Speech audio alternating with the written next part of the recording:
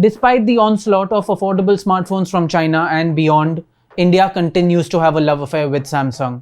It's because of this that we need to take any affordable smartphone from Samsung very seriously. Enter the Samsung Galaxy M10, a smartphone that is incredibly fresh and different from what we've come to expect from Samsung. We've put the new Samsung Galaxy M10 through the paces, and here's our review.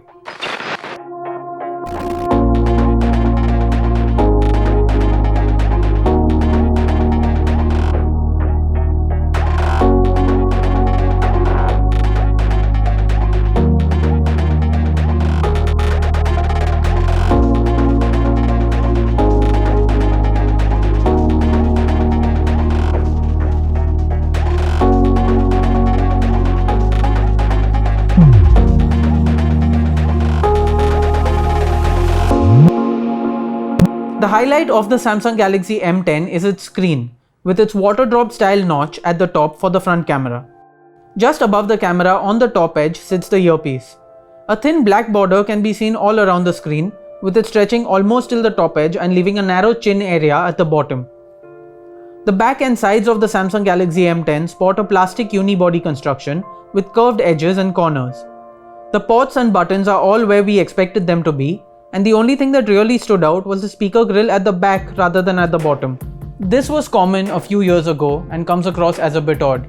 It also causes audio to be muffled when the phone is lying flat on its back and can affect how loud the ringtone is. The top left corner of the back of the phone has the dual camera setup and flash. The blue color of our review unit looked good but was prone to fingerprints and smudges. Something that a lot of users will appreciate on the device is the SIM and external storage tray, which features dedicated slots for 2 SIM cards and a microSD card. It's also worth pointing out that the Galaxy M10 doesn't have a fingerprint sensor, and you only have face unlock as a method of biometric security on the device. That said, we found ourselves better off using the pin or no security at all. The face unlock feature took a few seconds to unlock the phone and often failed even in good lighting conditions. The screen on the phone is a 6.22-inch HD Plus resolution Infinity V display, named so because of the shape of the notch. Perhaps its biggest issue is the resolution itself. At 720 by 1520 pixels, you get a 19:9 aspect ratio, but a screen that isn't quite as sharp as we'd like. The Samsung Experience UI looks alright even with the lower resolution, although we could see some grain around the app icons. However, we weren't impressed with the screen when using it with Netflix and simple games such as Subway Surfers. We also didn't quite like the colors and capability at wider viewing angles. What we did like about the screen were the size, wide ratio and edge-to-edge screen design. The Samsung Galaxy M10 therefore leaves a lot to be desired when it comes to design. When it comes to the specifications, the Samsung Galaxy M10 comes across as a bit disappointing. Under the hood is the Exynos 7870 1.6 GHz octa-core SoC, a chipset that was first seen on the Samsung Galaxy J7, which was released in mid-2016. Fabricated on the 14nm process, the chipset was decent at launch but hasn't quite aged as well as competing chipsets from Qualcomm, such as the Snapdragon 625. You also get up to 3GB of RAM and 32GB of internal storage, as well as dual VoLTE connectivity. Our review unit was the higher variant priced at Rs 8990. With a dated chipset running the phone, the Samsung Galaxy M10 is disappointing when it comes to performance. There are considerable delays in various other functions, such as switching from the camera to the gallery to view pictures we had just shot, preloading some background apps, and quick multitasking where we needed to quickly switch between apps. We often even noticed a slight delay in responsiveness to taps within the UI itself, such as in the Settings app. We did try to run PUBG Mobile on the phone and the experience was expectedly poor, with plenty of performance issues even at the lowest graphics setting. We put the Samsung Galaxy M10 through our usual video loop test for the battery and got a screen time of 14 hours and 29 minutes on a full charge of the 3400 mAh battery.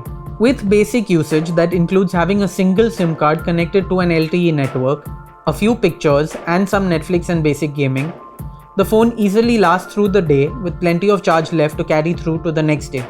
The only drawback in this aspect is its slow charging time, which was a little over 3 hours for a full charge.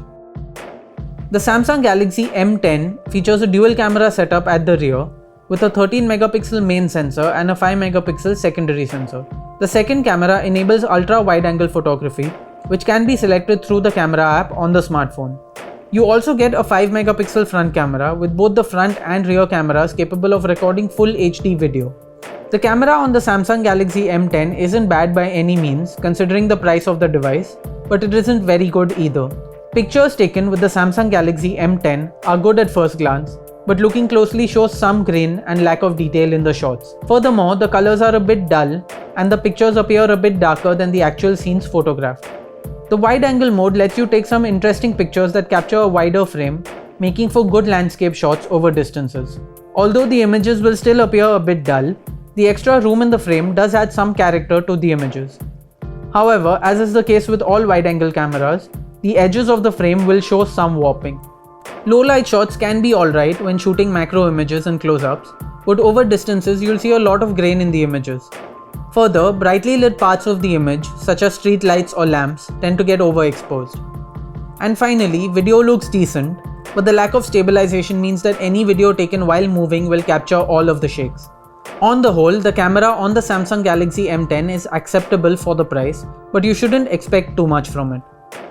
At Rs 7,990 onwards, the Galaxy M10 is among Samsung's most affordable smartphones today.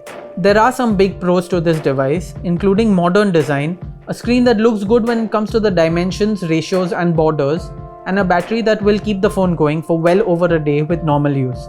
And most of all, it's an affordable Samsung phone, which in itself makes this device an important one. However, the Samsung Galaxy M10 is far from perfect. The excellent battery life is itself a result of two big letdowns, the HD Plus screen and the dated SoC. Furthermore, performance on this device is below average. The Samsung Galaxy M10 is a device for only Samsung fans looking for more modern design, but options such as the Realme C1 and Xiaomi Redmi 6 are, in our opinion, better for the price. Thanks for watching, and for all things tech, log on to gadgets360.com.